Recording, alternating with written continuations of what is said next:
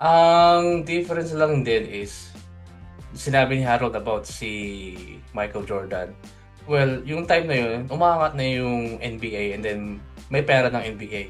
Eh itong W, wala pa rin pera hanggang ngayon. They're still losing money. Yeah. Right? Patawag mo nga yung finance nila para ma-check natin yung Oo nga, kailangan natin malaman. statement. Kasi ang NBA, parang every other day, may max contract na naman. Oo. Grabe na yung mga contract sa NBA Grabe na. ngayon, no? Compare mo Lalo. nung dati. Pinalo ang NFL sa mga guaranteed contracts. Like, Sipin mo yun. 70. Grabe. Sino ba yun? Si Chet? Oo. oo. Magkano yun? 250? 5 years. What the heck?